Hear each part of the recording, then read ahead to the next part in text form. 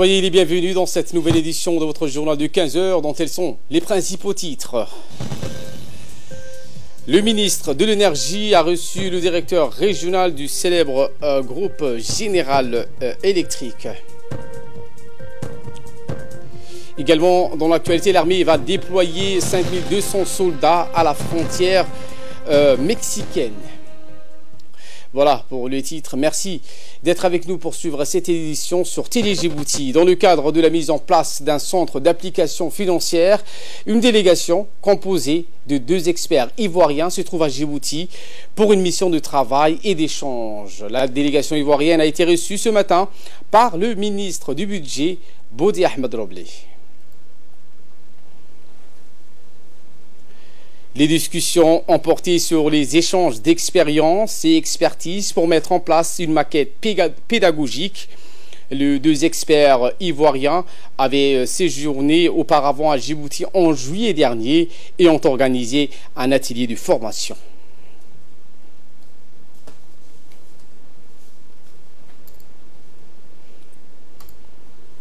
Suivons à présent les explications d'un des experts ivoiriens sur l'élaboration de cette maquette pédagogique. Comme vient de le dire M. Somplei, chef de délégation, les 2 experts, moi-même, Habib Seoulou et le professeur Zinsou, ici présents, sommes venus à Djibouti dans le cadre de la 2e phase de la mission d'accompagnement pour la mise en œuvre du centre d'application financière. En juin déjà, nous étions présents pour former les futurs formateurs du CAF, leur donner le nécessaire en termes de connaissances pédagogiques. Je vais parler du ministère du Budget dans l'ouverture du CAF. Nous sortons là d'une audience avec monsieur le ministre du Budget qui nous a reçus. J'avoue que nous avons trouvé un ministre déterminé, très heureux de savoir que bientôt le CAF ouvrira. Nous lui avons transmis également les encouragements de Madame le directeur général de l'ENA qui ne lésigne pas sur les moyens pour accompagner le CAF, pour accompagner le ministère du Budget à l'ouverture, sinon à la mise en place du CAF. Ce sont des échanges très fructueux. Je rassure monsieur le ministre que l'État de Côte d'Ivoire, à travers l'École nationale d'administration, mettra tout en œuvre pour les accompagner dans ce noble projet. Je vous le disais dans le titre, le ministre de l'Énergie a reçu des représentants de la société américaine General Electric. M. Younis Ali Guedi donc, a reçu dans son bureau le directeur régional de la société américaine General Electric, M. Philippe Dangier. La société General Electric est spécialisée dans la réalisation d'équipements de production d'énergie pour les transports et la distribution de l'énergie. Le bureau de la direction régionale se trouve à Nairobi, au Kenya.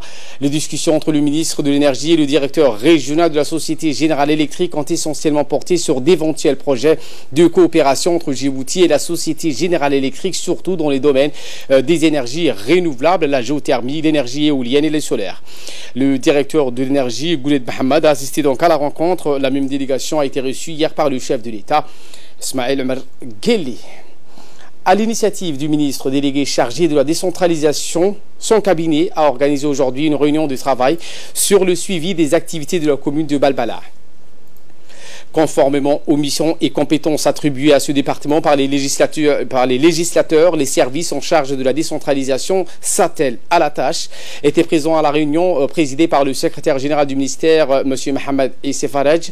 Outre les hauts cadres du département de la décentralisation, le bureau des élus de la commune de Balbala avec en tête le président Nourwa Bari Assoui, les représentants des 3 ministères sectoriels, à savoir le secrétaire d'État aux affaires sociales, le ministère de la Femme et de la Famille et celui du logement, ainsi que l'Union nationale des femmes djiboutiennes. La réunion a donné lieu à des échanges enrichissants entre les parties prenantes. Le secrétaire général du ministère a félicité le président de la commune pour la mobilisation et l'engouement constaté à cette occasion. A rappelé que le ministère délégué chargé de la décentralisation a prévu d'organiser des réunions similaires avec les autres entités décentralisées de la ville de Djibouti, à commencer par celle prévue du 1er novembre avec la commune de Boulaous. Le général du corps d'armée, Zakaria Cheikh Ibrahim, chef d'état-major général des armées, a décoré aujourd'hui le colonel Magdi Mohamed Al-Khaïla, conseiller militaire égyptien qui vient d'achever sa mission à Djibouti au sein des forces armées djiboutiennes. La cérémonie de remise de la médaille s'est déroulée en présence de l'ambassadeur d'Égypte à Djibouti, Ahmed Adil Subhi, du général de brigade Tahir Ali Mohamed, chef d'état-major de la défense, et du général Hassan Ali Kamil, conseiller du SEMGA. Le colonel Magdi Mohamed Al-Khaïla avait entamé sa mission à Djibouti en 2016. Celle-ci s'inscrit dans le cadre des relations de coopération entre l'Égypte et la République du Djibouti. Il a pris ses fonctions en qualité de conseiller technique du chef de corps du régiment de l'artillerie. Durant son 2 années passées à Djibouti, le colonel Magdi Mohamed s'est attelé à raffermir davantage les relations de coopération militaire en matière de formation et d'octroi d'équipement. Il n'a ménagé aucun effort durant son séjour pour apporter sa contribution et sa riche expérience dans le domaine de l'artillerie. Satisfait du travail accompli, le général Zakaria Cheikh Ibrahim a décoré le colonel Magdi Mohamed Al-Khaïla de la médaille d'officier de l'ordre national du 27 juin.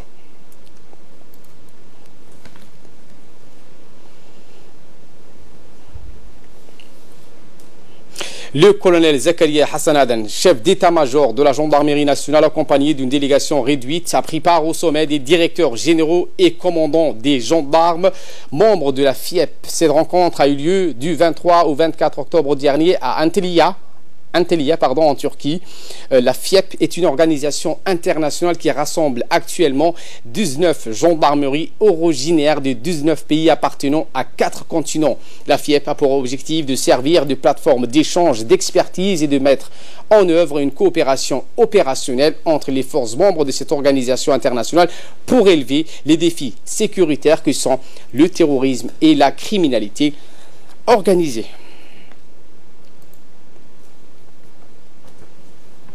Retour à Djibouti, direction Dikil, après avoir été reçu par les hautes autorités, dont le Premier ministre du pays, l'écrivaine Afar Fatouma Abito, s'est rendu dans la région de l'Unité où il a été reçu par le préfet de la région de l'Unité en présence des autorités locales et des autorités coutumières de cette région.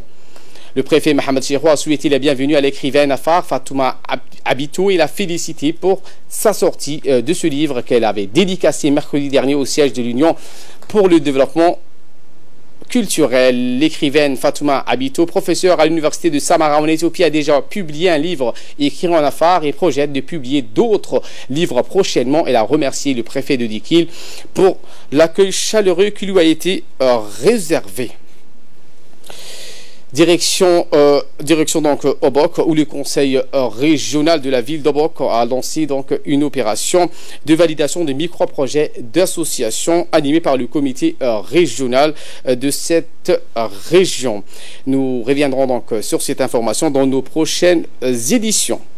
Les gardes-côtes en action. Dans le cadre de leurs opérations de surveillance, les gardes-côtes djiboutiens ont intercepté dans la nuit du 28 au 29 octobre à 2 h du matin au large de l'île Mouchaï Maskali d'une embarcation yéménite transportant 122 candidats à l'immigration clandestine dans une trentaine de femmes. L'intervention des gardes-côtes a permis de secourir ces immigrants et de sauver leur vie d'un naufrage certain. L'embarcation dans laquelle se trouvaient les clandestins a été escortée jusqu'au port de pêche où se trouve le quartier général opérationnel des gardes-côtes. De la nourriture et de l'eau ainsi qu'une assistance médicale ont été apportées aux immigrants clandestins. Les individus responsables de ce trafic humain seront traduits devant la justice, tandis que leurs embarcations ont été saisies et immobilisées au port de pêche, dans l'attente d'une décision de justice. Le Comité national olympique et sportif djiboutien a clôturé une session de formation qui s'est déroulée durant 3 jours, du 28 au 30, au Centre technique national. Ce séminaire de formation avait pour thème l'éducation olympique, à savoir la gestion administrative des fédérations, les stratégies de communication avec les partenaires, les managements des staffs et beaucoup d'autres fonctions concernant le domaine de l'olympisme. Par ailleurs, il convient de souligner que cette session de formation est organisée en collaboration avec le secrétariat d'État à la jeunesse et au sport, comme chaque année. Et pour l'objectif de ce séminaire est avant tout faire le point sur les recommandations formulées à l'endroit du SEGS et du CNESD. de l'olympisme, mais aussi de parler de comment doit fonctionner une fédération et comment fonctionnaient les CNO. Cela a été très enrichissant dans le sens où il y a eu beaucoup d'échanges entre justement les fédérations, le ministère et le Comité national olympique. C'est l'heure de l'appel à la prière à la Asr. Je vous retrouve dans quelques instants. Maîtriser des langues étrangères. Dans le cadre de la maîtrise des langues étrangères, des cours d'apprentissage linguistique en chinois et japonais sont dispensés dans les centres de développement communautaire du quartier 5-3 et au PK12.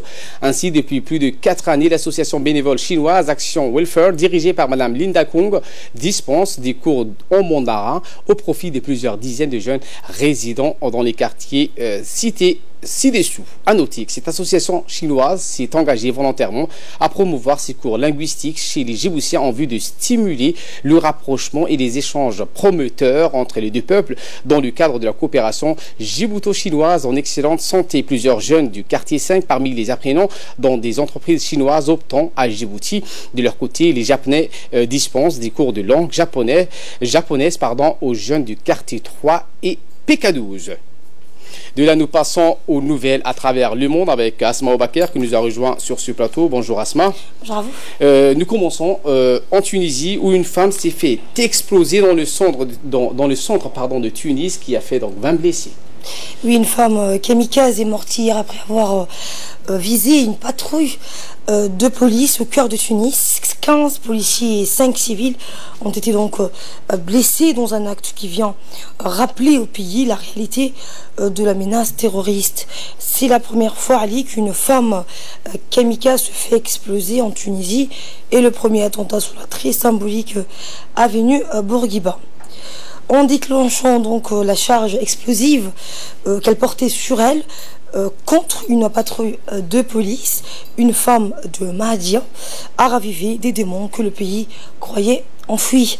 Le président donc tunisien n'a pas hésité à parler de tragédie, reconnaissant un raté dans la lutte antiterroriste. Nous avions cru, a-t-il dit, avoir éradiqué le terrorisme. Mais Béjed Aïd Essebsi a-t-il ajouté que ce terrorisme est toujours présent au cœur de la capitale. Et cet accident d'avion en Indonésie, les secours ont retrouvé des nouveaux restes humains. Les espoirs de retrouver des survivants sont désormais presque nuls. Les secours indonésiens ont retrouvé de nouveaux restes humains hier sur le site de l'accident d'un avion de Lion Air qui s'est abîmé donc en mer avec 189 personnes à bord. Des dizaines de plongeurs ont été dépêchés sur le site de la disparition du vol JT 610. Les équipes ont pour l'heure rempli 10 sacs mortuaires de morceaux de corps, vous le voyez à l'image, qui doivent être donc envoyés à Jakarta en vue de tests ADN au fond d'identification. C'est ce qu'a déclaré en tout cas le chef de l'agence indonésienne de recherche et de secours. Et aux USA, l'armée américaine sera déployée, on estime à 5200 soldats à la frontière mexicaine pour stopper les migrants. Effectivement, l'armée des États-Unis va déployer 5200 soldats le long de la frontière avec le Mexique pour contribuer à sa sécurisation. C'est ce qu'a annoncé hier, donc lundi, un général américain. Donald Trump a dit clairement que la sécurisation de la frontière est une question de sécurité nationale. C'est ce qu'a expliqué le général Terrence, précisant que certains soldats seraient armés.